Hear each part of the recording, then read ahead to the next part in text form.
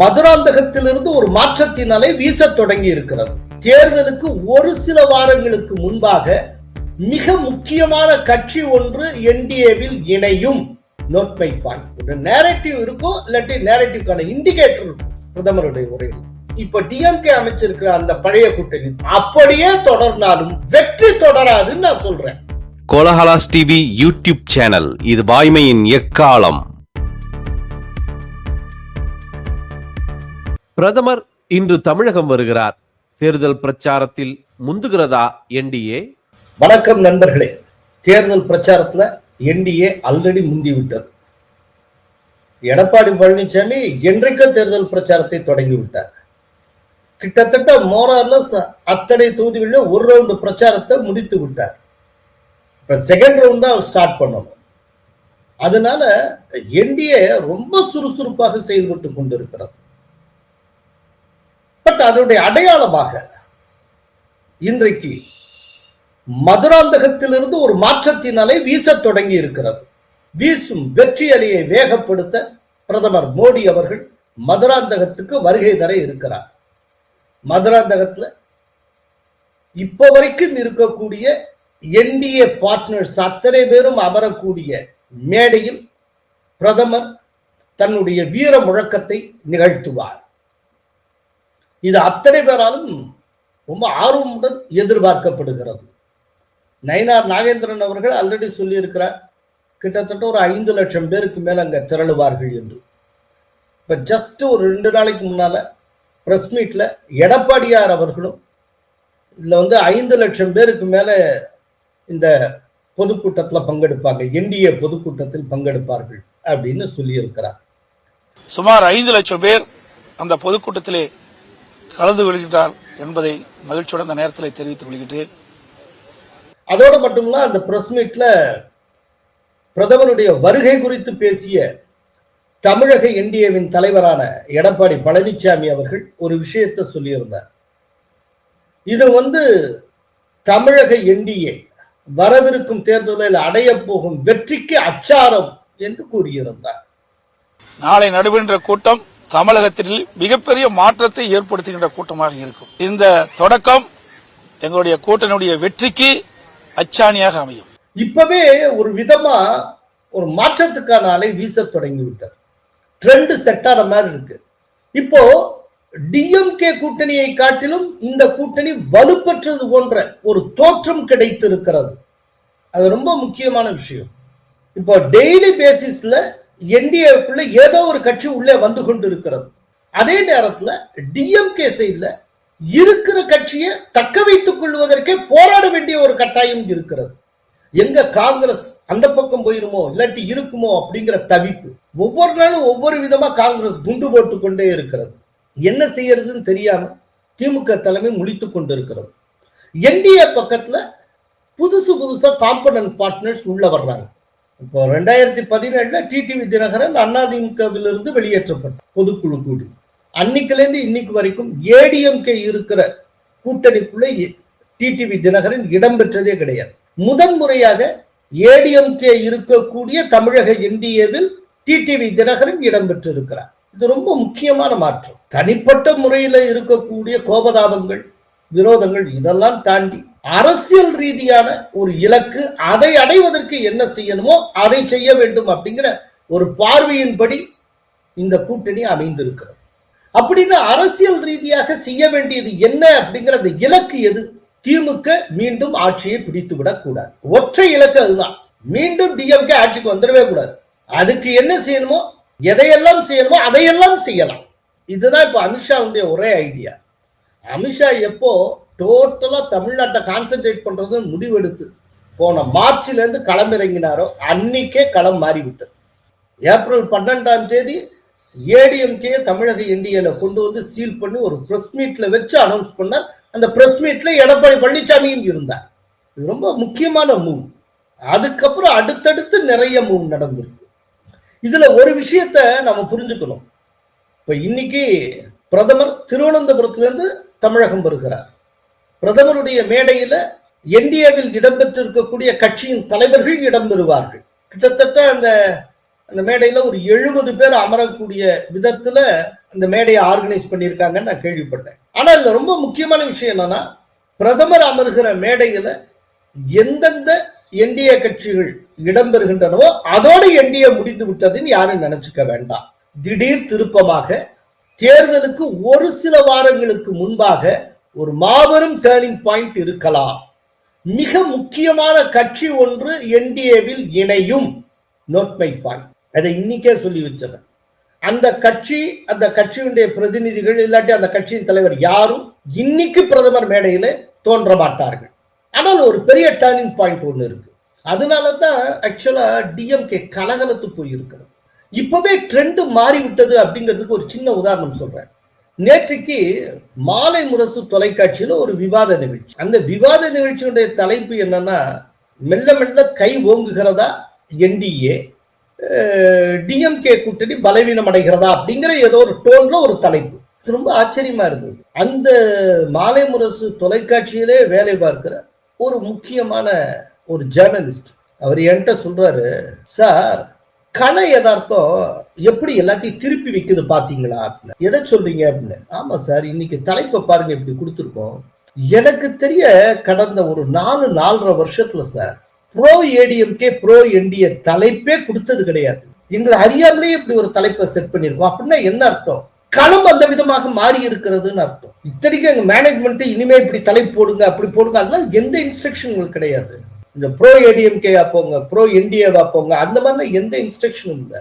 கலை யதார்த்தம் இப்ப நடக்கிற காட்சிகளே வேற விதமா இருக்கு. இப்போ 3 விஷயம் கண்ணுக்கு முன்னால தெளிவாகுது சார். ஒண்ணு, என்டிஏவுடைய கை ஓங்கி கொண்டு இருக்கிறது. என்டிஏல இருக்கக்கூடிய காம்பனன்ட் பார்ட்டிஸ், அது ஏடிஎம்கேயா இருக்கலாம், ஜி.கே. வாசுடைய தமாகவா இருக்கலாம், அமமுகவா இருக்கலாம், அன்புமணி ராமதாஸ் பாமகவா இருக்கலாம், எந்த கட்சியா இருக்கலாம், ஒரு விதமான ஒரு வெற்றி பெருமிதம், நாம இப்ப ஜெயிச்சுட்டோம், நிச்சயமா ஜெயிச்சிருவோம் அப்படிங்கிற விதமான ஒரு ஜெயிக்கிற கட்சி அப்படிங்கிற ஒரு கான்பிடன்ஸ் இப்ப என்டிஏவுக்குள்ள தெரிய ஆரம்பிச்சிருக்கு சார். நாங்க விசிபிளா அதை உணர்றோம். இப்ப எங்க விவாதத்துல பேசக்கூடிய அந்த பார்ட்டியினுடைய ஸ்பீக்கர்ஸ் முகத்துல அதை பாக்குறோம்.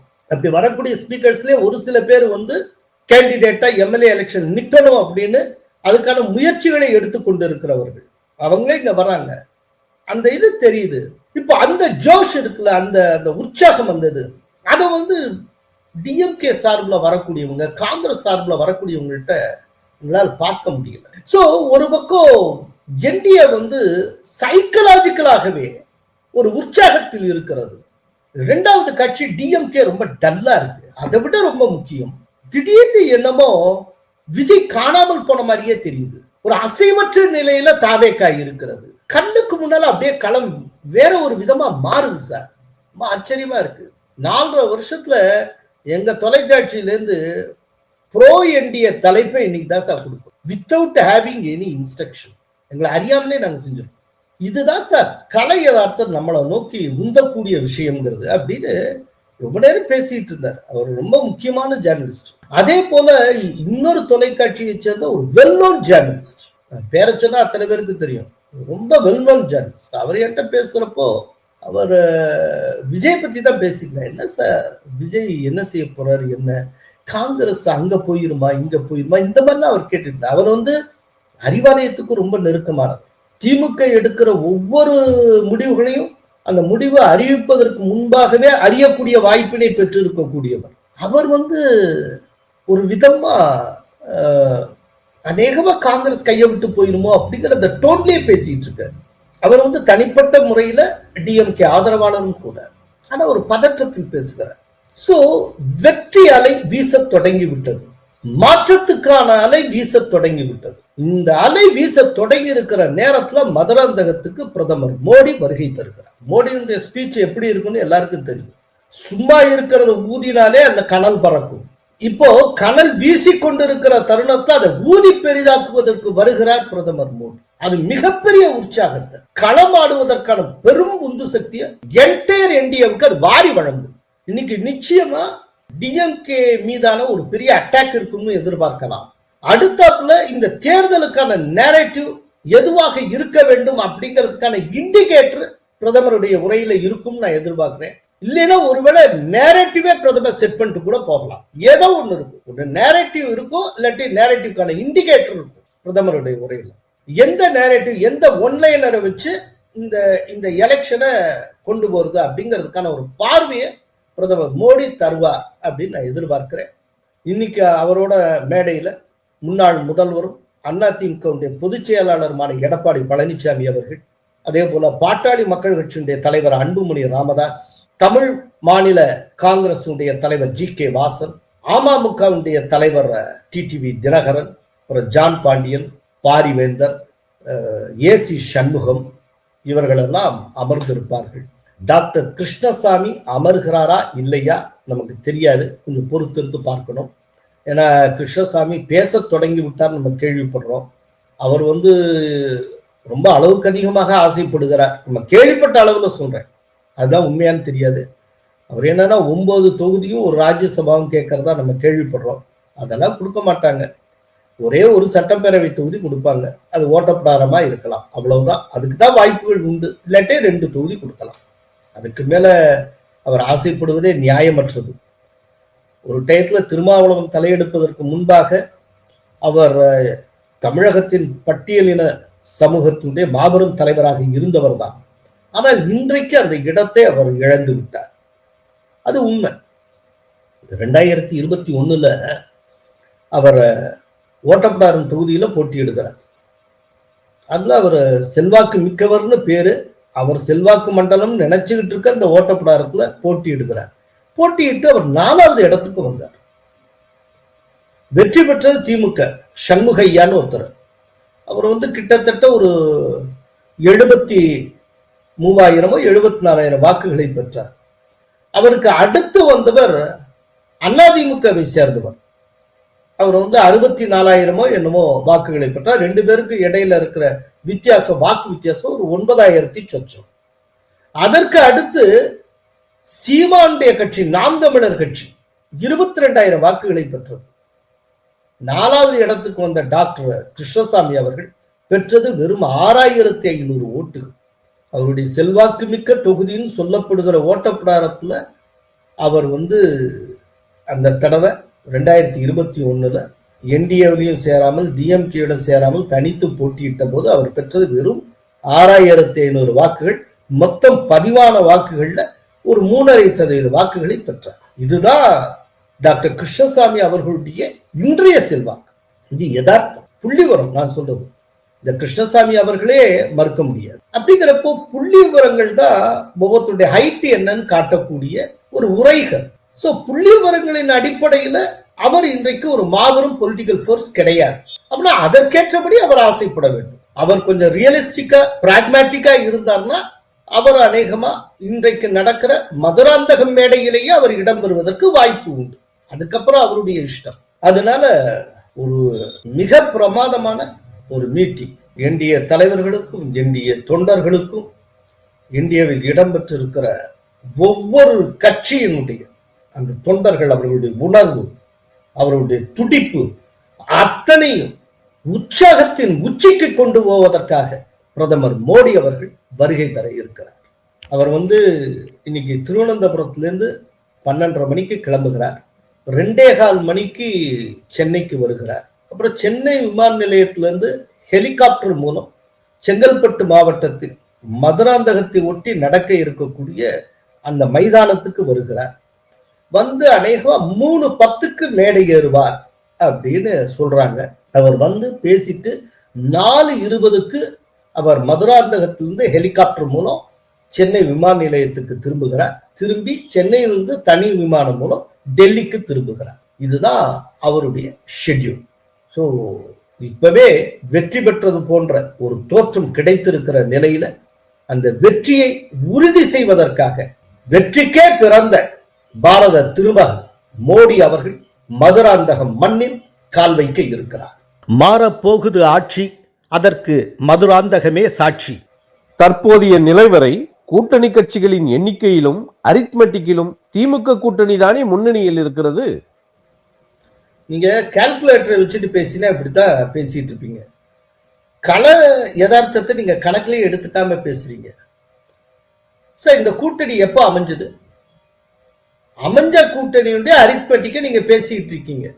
இன்னைக்கு தேதியில டிஎம்கேக்கு எதிராக களத்தில் இருக்கக்கூடிய அதிருப்தி எவ்வளவு, அந்த அதிருப்தி வாக்குகள் எத்தனை சதவீதம் இருக்குன்னு கால்குலேட் பண்ணீங்களா? அதை யோசிச்சீங்களா? சரி, இந்த கூட்டணி இப்ப இருக்கிற கூட்டணியை சுட்டி காட்டி பேசுறீங்க. இந்த கூட்டணி அமையறப்போ தமிழ்நாட்டின் அரசியல்ல ஒரு முக்கியமான பிளேயர் ஆப்சென்ட் ஆயிருந்தார். இன்னைக்கு அந்த பிளேயர் இயங்கிக் கொண்டிருக்கிறார். அவர் விஜய். சோ விஜய் வருகைக்கு பின்னால என்ன மாற்றம் அப்படிங்கறத நீங்க யோசிச்சீங்களா? உங்க அரித்மெட்டிக் ஒரு பக்கம் இருக்கட்டும். இந்த அரித்மெட்டிக்கின் படி நீங்க இந்த கூட்டணிக்கு எத்தனை வாக்குகள் கிடைக்கும், இல்லாட்டி எவ்வளவு பெர்சன்டேஜ் ஆஃப் ஓட்ஸ் கிடைக்கும் நீங்க ஒரு கணக்கு வச்சிருக்கீங்களோ, அந்த ஓட்ஸ்ல விஜய் எவ்வளவு வாக்குகளை எடுக்க போகிறான்னு யோசிச்சீங்களா? சோ களத்தில் நிலவுகிற அதிருப்தி, புதிதாக வந்திருக்கக்கூடிய விஜய், இந்த ரெண்டு ஃபேக்டரையும் கணக்கிலேயே வைத்துக் கொள்ளாமல் ஒரு பழைய கேள்வியை திரும்பவும் நீங்க ரிப்பீட் பண்ணிட்டு இருக்கீங்க. இந்த ரெண்டையும் நீங்க கணக்குல வச்சு பாத்தீங்கன்னா, இப்ப டிஎம்கே அமைச்சிருக்கிற அந்த பழைய கூட்டணி, தொடர்ந்து கொண்டு இருக்கிற அந்த பழைய கூட்டணி அப்படியே தொடர்ந்தாலும் வெற்றி தொடராதுன்னு நான் சொல்றேன். அமமுகவின் முக்கிய நிர்வாகிகள் திமுகவில் ஐக்கியமாகிவிட்டனரே. இது ஒன்றும் எனக்கு பெருசா ஆச்சரியமாலாம் படல. இன்னொன்னு, இந்த மாதிரி பிரமுகர்கள் டிஎம்கேல ஜாயின் பண்றதை பற்றி டிடிவி தினகரன் பெருசா கவலைப்பட்டிருக்க மாட்டார். இப்போ டிஎம்கேல ஜாயின் பண்ணல ஒரு முக்கியமான நிர்வாகி யாருன்னா அமமுகவுடைய தென்மண்டல பொறுப்பாளர் கடம்பூர் மாணிக்கராஜான்னு பேரு. அவர் டிஎம்கேல இன்னைக்கு தான் போய் சேர்ந்திருக்கிறார். பட் இது பற்றி டிடிவி தினகரன் கவலைப்பட மாட்டார்னு நான் சொல்றேன். காரணம் என்னன்னா, ஏற்கனவே அவரை சுத்தி இந்த ஹெவி வெயிட்ஸ் எல்லாருமே டிஎம்கேக்குலாம் போய் ஐக்கியமாயிருக்காங்க. ஒரு சிலர் ஏடிஎம்கேக்குள்ள போயிருக்காங்க. செந்தில் பாலாஜி அவர் கூட இருந்தவர் டிஎம்கேக்கு போனார். தங்க தமிழ்ச்செல்வன் அவருடைய மனசாட்சி போல இருந்தவர். ஆனா அவர் கடைசியில டிடிவி தினகரனை விட்டுட்டு டிஎம்கே பக்கம் போனார். முன்னாள் அமைச்சர் எசக்கி சுப்பையா டிடிவி தினகரனை கைவிட்டு விட்டு ஏடிஎம்கே பக்கம் வந்தார். இப்படி பல ஹெவி வெயிட்ஸ் அவர் இழந்திருக்கிறார். அதனால இது டிடிவி தினகரனை பொறுத்தளவு ஒரு பழக்கமான விஷயம். சோ செந்தில் பாலாஜி தங்க தமிழ்ச்செல்வனே இழக்கிறப்போ மாணிக்கராஜாவை இழக்கிறதுக்காக அவர் என்ன வருத்தப்பட போறார்? அதனால ஒண்ணும் இல்லை. ஆனா இதுல ஒரு முக்கியமான விஷயம் இருக்கு. அதாவது ஏடிஎம்கேயும் இருக்கக்கூடிய கூட்டணிக்குள்ள டிடிவி தினகரன் நுழைஞ்ச உடனே ஒரு சிலர் அமமுக விட்டு விலகி டிஎம்கேக்கு போறாங்க. இதுதான் டிஎம்கேயுடைய தந்திரம். அதாவது ஏடிஎம்கே எந்த கூட்டணியில் இருக்கோ அந்த கூட்டணியில் கடந்த 8 வருஷ காலமாக டிடிவி தினகரன் இருந்ததே கிடையாதுன்னு சொல்றேன். 2017 அப்போ அன்னைக்கு வரைக்கும் அவர் என்ன வேலையை பார்த்து கொண்டிருந்தார்? ஏடிஎம்கேக்கு வெளியில ஏதோ ஒரு கூட்டணியில் இருப்பார், தனியாவது போட்டிடுவார், ஏதோ ஒண்ணு. ஆனால் ஏடிஎம்கே வாக்குகளை பிரிப்பார். ஏடிஎம்கே தோற்கடிக்கிறத தன்னுடைய ஒரு அஜெண்டாவாக அவர் வைத்துக் கொண்டிருந்தார். அதனால பலனடைந்தது யாரு? டிஎம்கே. சோ டிஎம்கே பலனடைய செய்யக்கூடிய காரியத்தை டிடிவி தினகரன் தொடர்ந்து முன்னெடுத்த வரை டிஎம்கே அவங்க கட்சியில கையே வைக்கல. இன்னைக்கு அவர் ஏடிஎம்கே இருக்கக்கூடிய கூட்டணிக்கு போனதும் இப்ப அதனால ஓரளவு பெனிஃபிட் ஏடிஎம்கேக்கும் போகும், தன்னுடைய முக்கியமான அரசியல் எதிரிக்கும் போகும்னு தெரிஞ்சதும் இப்ப அமமுக மீது கை வைக்க தொடங்கி இருக்கிறது திமுக. திமுக ரோல் இது மட்டுமல்ல. நாளைக்கு காங்கிரஸ் டிஎம்கே கூட்டணி வெளியேறுவது, தாவேகா பக்கம் போறதுன்னு ஒரு முடிவு எடுத்தால் காங்கிரஸ் பிளவுபடும். அதான் ரெண்டாக்கிடுவாங்க. இது ஆல்ரெடி டெல்லி ராஜகோபால் நம்முடைய காணொலியில சொல்லி இருக்கிறார். அந்த மாதிரி ஒரு முடிவை ராகுல் காந்தி எடுத்தால் இங்க இருக்க செல்வ பெருந்தகை விரும்ப மாட்டார். சரி, காங்கிரஸே போறாங்க, நம்மளும் போனா என்ன, ஏன்னா இவங்க ராம்தாஸ் வேற கூப்பிட்டு இருக்காங்க அப்படிங்கிறதுக்காக திருமாவளவன் தாவேகா பக்கம் போறதுன்னு ஒரு முடிவு எடுக்கிறான்னு வச்சுப்போம். வன்னியரசு அதை விரும்ப மாட்டார்.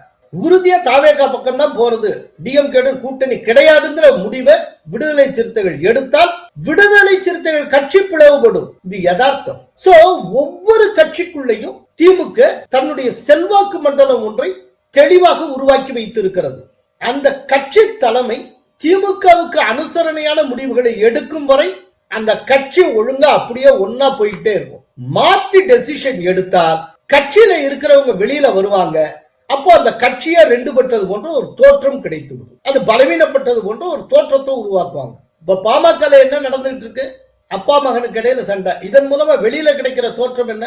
இன்னைக்கு பாமகவே 2 பட்டாச்சு. இப்போ அன்புமணி ராமதாஸ் உள்ள வந்ததுக்கு பிறகு என்ன கேக்குறாங்க? அன்புமணி தானே உள்ள வந்திருக்காரு, ஆனா கொஞ்சம் வெளியிலே இருக்குல்ல, மொத்த பாமகவும் உள்ள வரல. அப்படிங்கிறப்போ பாமகவோட ஸ்ட்ரென்த் என்டிஏவுக்கு கிடைச்சிச்சுன்னு எப்படி சொல்லலாம்? இப்படி ஆர்கியூ பண்றதுக்கு ஒரு கிரவுண்டை கிரியேட் பண்ணிடுவாங்க ராமதாஸ் வெளியில இருக்கிறத வச்சு. இப்ப இது தொடர்பாக முன்னால ஒரு தடவை அன்புமணி என்ன கூறியிருந்தார்? இன்றைக்கு பாமகவில் இருக்கிற அத்தனை பிரச்சனைக்கு காரணம் திமுக என்று கூறியிருந்தார். இதுதாங்க திமுகவுடைய தந்திரம். எல்லா கட்சிக்குள்ளையும் தனக்கான சில நபர்களை அது வைத்திருக்கும். ரகசியம் ஸ்லீப்பர் செல்ஸ் இருப்பாங்க. அந்த கட்சி தலைமை தனக்கு அனுகூலமான விதத்துல செயல்படுகிற வரை அது வேலையை காட்டாது. மாத்தி செயல்படுறான்னு தெரிஞ்சதும் அந்த கட்சியை ஒண்ணும் இல்லாம கலகலக்க வச்சிருவான். இது ஆண்டாண்டு காலமா கலைஞர் காலத்துல இருந்து தொடர்கிற ஒரு தந்திரம். இப்போ அந்த தந்திரம் ரொம்ப விசிபிளா இருக்கு. இன்னைக்கு பாருங்க, கண்ணுக்கு முன்னால அமமுகல இருந்து வெளியேறாங்க இந்த முடிவை எதிர்த்து. எது என்டிஏல இணைவதுன்னு டிடிவி தினகரன் எடுத்த முடிவை எதிர்த்து மாணிக்கராஜா டிஎம்கே பக்கம் போகிறார். அதே போல வன்னி அரசு கிட்டத்தட்ட டிஎம்கேயின் அனுசரணையாளர் போல செயல்பட்டு வருகிறார். செல்வ பெருந்தகை பற்றி கேட்க வேண்டாம். பாட்டாளி மக்கள் கட்சியை பொறுத்தளவுல இந்த பிரச்சனைக்கு காரணமே திமுக என்று அன்புமணியே சொல்லி இருக்கிறார். அதனால அமமுகல இருந்து இத்தனை பேர் போயிட்டாங்கிறது பெரிய விஷயம் இல்ல. அமமுகல இருந்து தொடர்ந்து போயிட்டு தானே இருக்காங்க. யார் இருந்தா?